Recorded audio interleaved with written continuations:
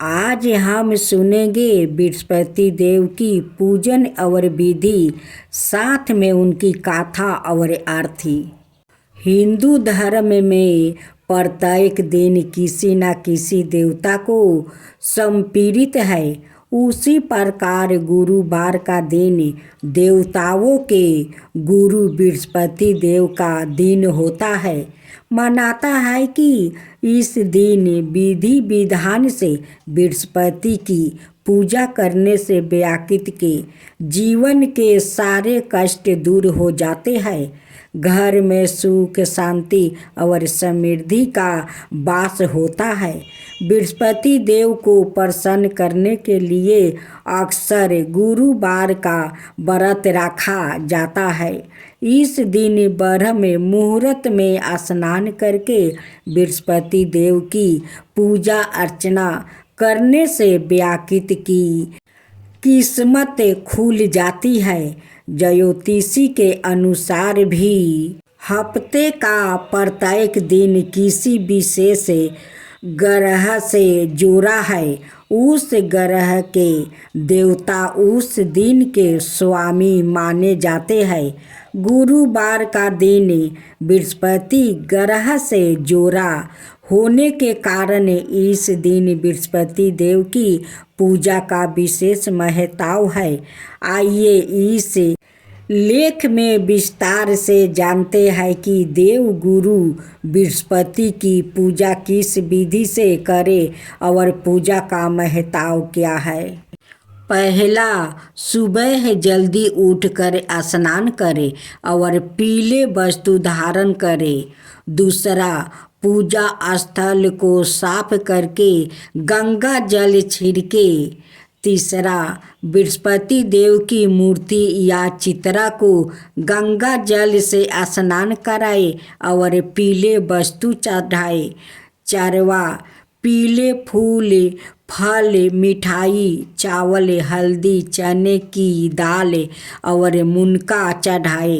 पांचवा, दीपक जलाकर धूप और अगरबत्ती दिखाए। छठवा, बृहस्पति देव का मंत्र जप करे। ओम गंगरो गंगरो गंगरो सा बृहस्पताय नमः। सातवां, आखिर में देव गुरु बृहस्पति की आरती उतारे। आठवां, पूजा में हल्दी जरूर चढ़ाए और उसके बाद सवाए अपने माथे पर हल्दी का तिलक लगाए।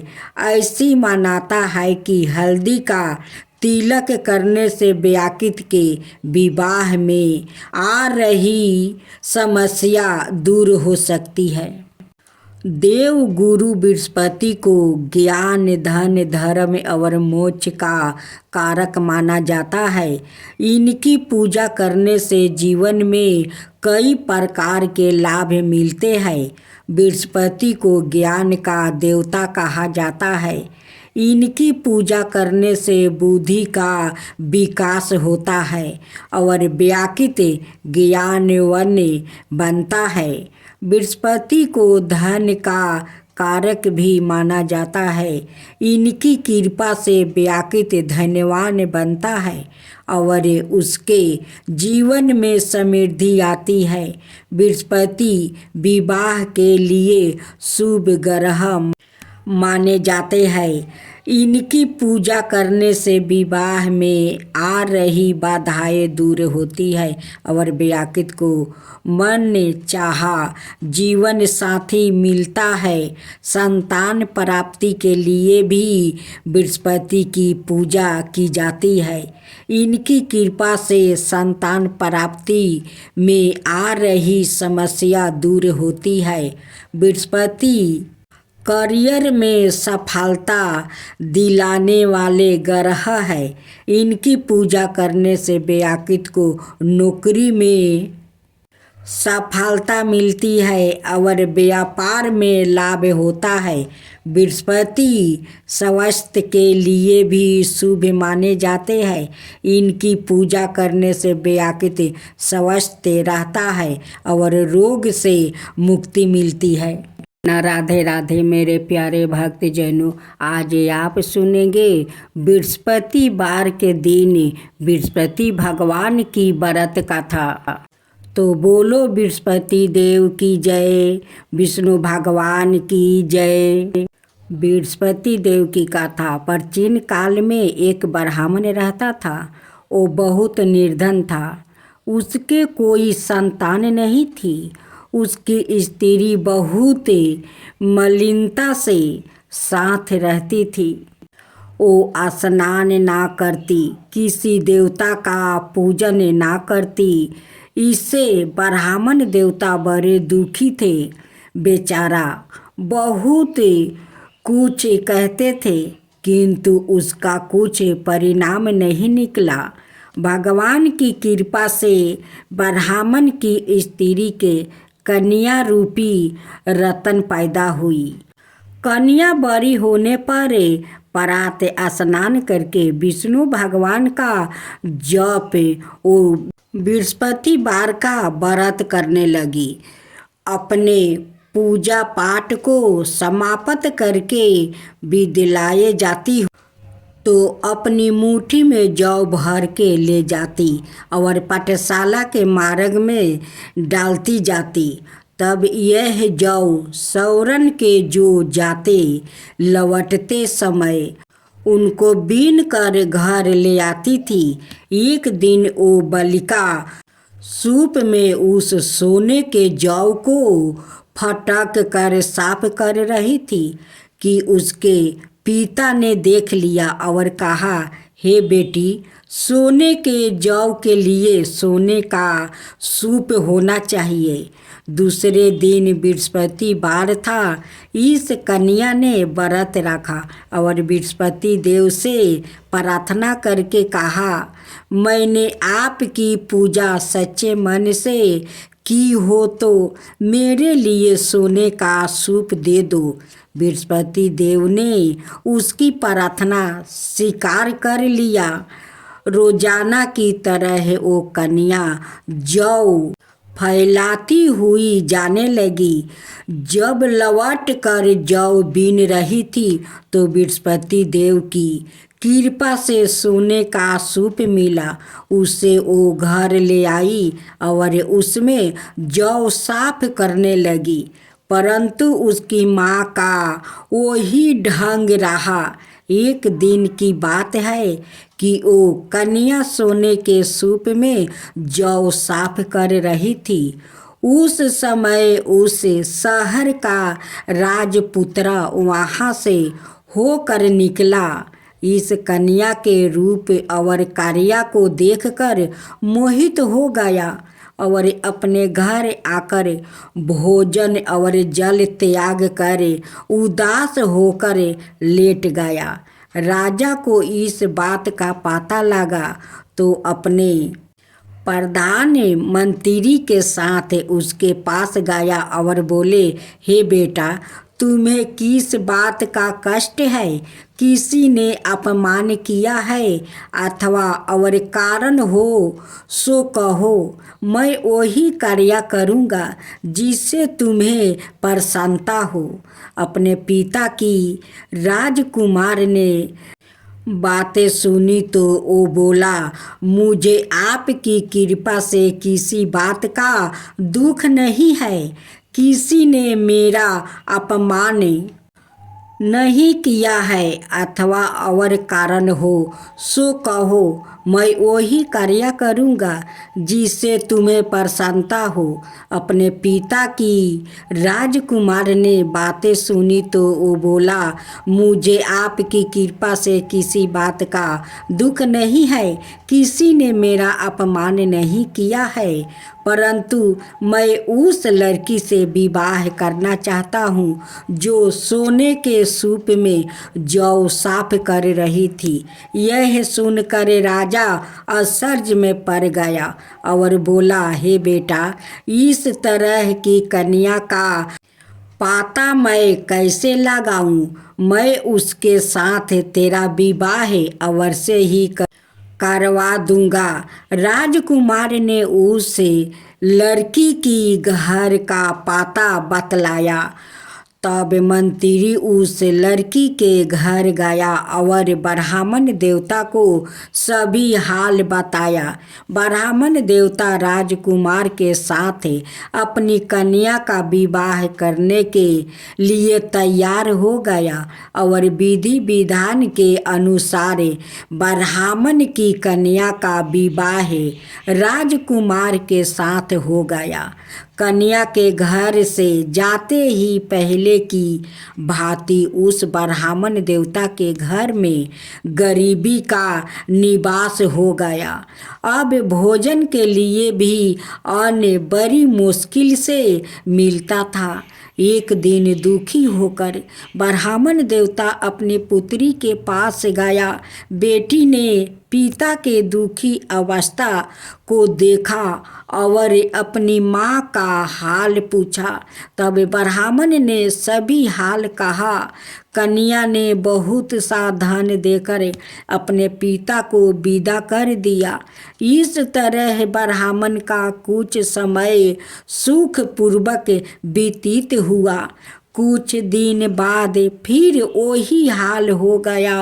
ब्राह्मण फिर अपनी कन्या के यहाँ गया और सारा हाल कहा तो लड़की बोली, हे पिताजी, आप माताजी को यहाँ ले आओ, मैं उसे विधि बता दूंगी जिससे गरीबी दूर हो जाएगा।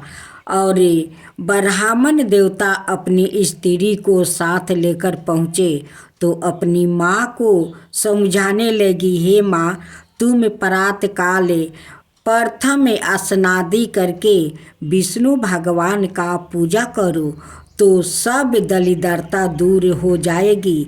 परंतु उसकी माँ ने एक भी बात नहीं मानी और प्रातःकाल उठकर अपनी पुत्री के बच्चों की जूठन को खा लिया। इससे उसकी पुत्री को भी बहुत गुस्सा आया और एक रात को कोठरी से सभी सामान निकाल दिया और अपनी माँ को उसमें बंद कर दिया। प्रातःकाल उसे निकाला और स्नादि करा के पाठ करवाया तो उसकी माँ की बुद्धि ठीक हो गई और फिर प्रत्येक बृहस्पतिवार को व्रत रखने लगी। इस व्रत के प्रभाव से उसके माँ बाप बहुत ही धन्यवान और पुत्रवान हो गया और बृहस्पति जी के प्रभाव से इस लोक के सुख भोग कर स्वर्ग को प्राप्ति हुआ। तो सब बोलो विष्णु भगवान की जय, बोलो बृहस्पति देव की जय। अब आरती सुने। ओम जय बृहस्पति देवा, ओम जय बृहस्पति देवा, चेने चेने भोग लगाऊं के दली फल मेवा। ओम जय बृहस्पति देवा, ओम जय बृहस्पति देवा। तुम पुराण पर मत माँ, तुम ही अंतर्यामी, जगत पिता जगदीश्वर, तुम ही सबके स्वामी। ओम जय बृहस्पति देवा, जय बृहस्पति देवा। चरना मेरी निज निर्मल, सबे पथक हरता, सकल मनोरथ दायके, कृपा करो भक्तो। ओम जय बृहस्पति देवा, ओम जय बृहस्पति देवा। तन मन धन अर्पण करे, जो जन शरण परे, प्रभु प्रकट तब हो करे, आकर दुआरे खरे। ओम जय बृहस्पति बृहस्पति देवा। ओम जय बृहस्पति देवा। दीन दयाल दया निधि भक्तन के हितकारी। पाप दोष सब हरता भाव बंधन हारी। ओम जय बृहस्पति देवा।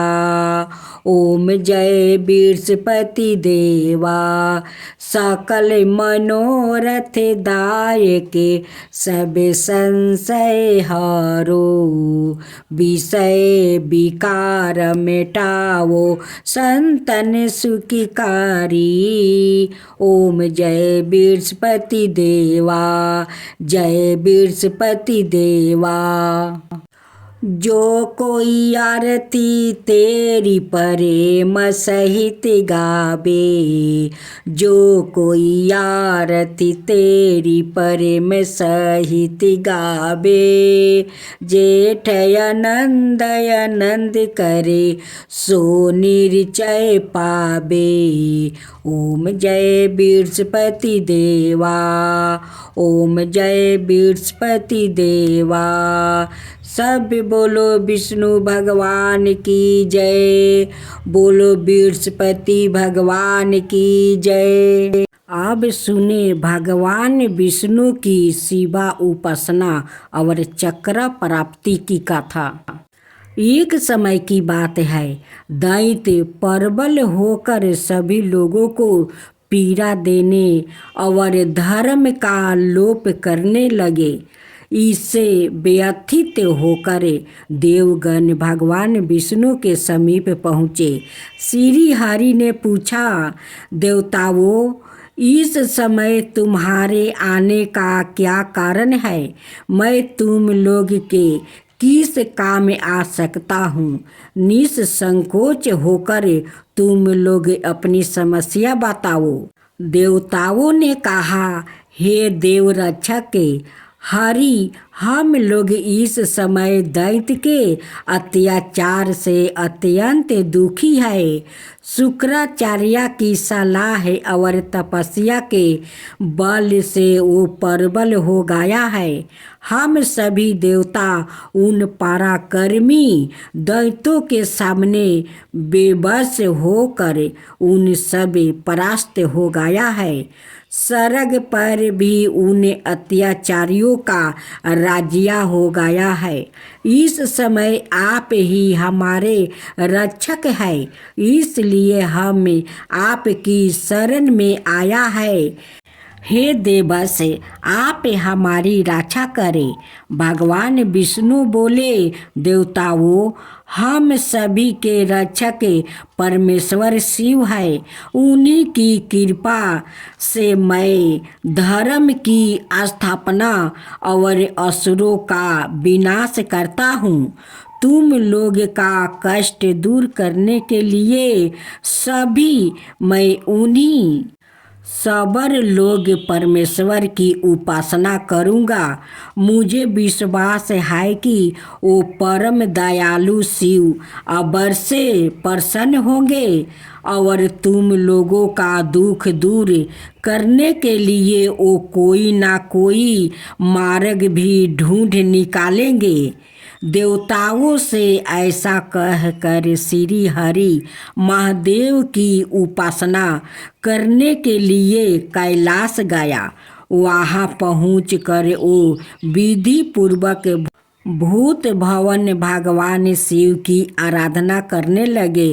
वो नृत्य हजार नामों से परमेश्वर शिव की स्तुति करते और प्रत्येक नामों चरण के साथ एक एक कमल पुष्पा अपने आराध्या को अर्पित करते। इस प्रकार भगवान विष्णु की यह शिव उपासना सहस्त्र दिव्या वर्षों तक निर्बाध चलती रही। एक दिन महात्मा शिव ने विष्णु भक्ति की परीक्षा लेनी चाहिए। भगवान विष्णु नित्य की तरह एक शास्त्र कमल पुष्प शिव जी को अर्पित करने के लिए लेकर आए। लीलाधारी महादेव ने उसमें से एक कमल पुष्प कहीं छिपा दिया। शिव की माया के द्वारे घटित इस घटना का पता श्री हरि को भी नहीं लगा।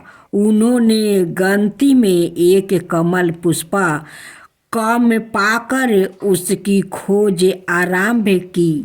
पूरी पृथ्वी का भ्रमण कर लिया, परंतु कहीं भी उन्हें वह कमल पुष्प नहीं मिला।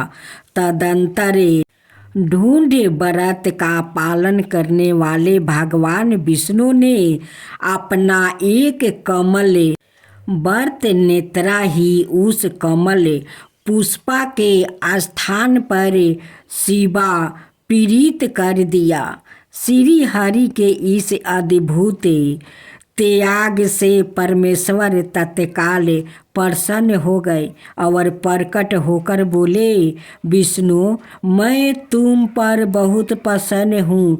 इच्छा अनुसार वर मांगो, मैं तुम्हारी प्रत्येक कामना पूरी करूँगा।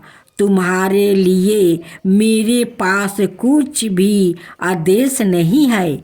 भगवान विष्णु ने कहा, नाथ, आपसे मैं क्या कहूँ? आप तो सवाए अंतर्यामी है।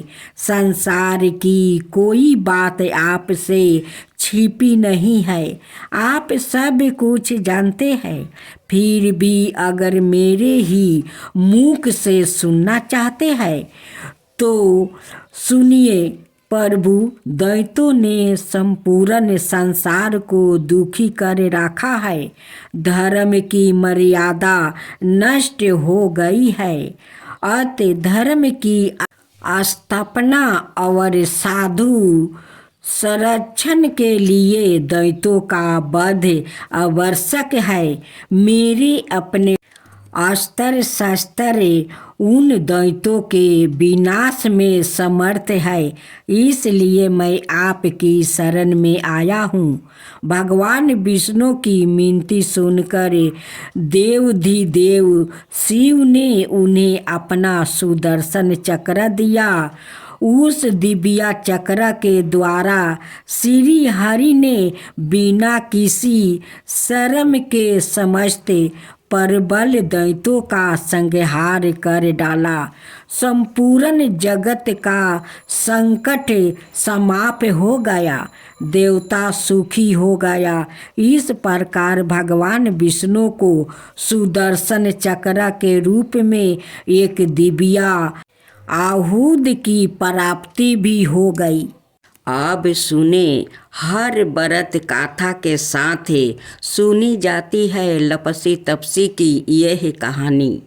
एक लपसी था और एक तपसी था। तपसी हमेशा भगवान की तपस्या में लीन रहता था और लपसी रोजाना सावा शेर की लपसी बनाकर भगवान का भोग लगा कर जिमा लेता था। एक दिन दोनों लड़ने लगे।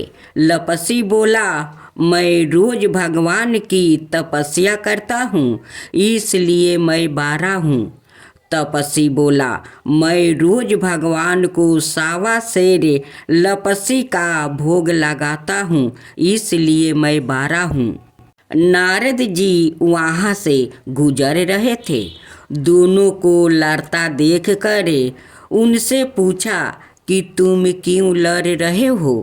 तपसी ने खुद के बारा होने का कारण बताया और लपसी ने अपना कारण बताया। नारद जी बोले, तुम्हारा फैसला मैं कर दूंगा।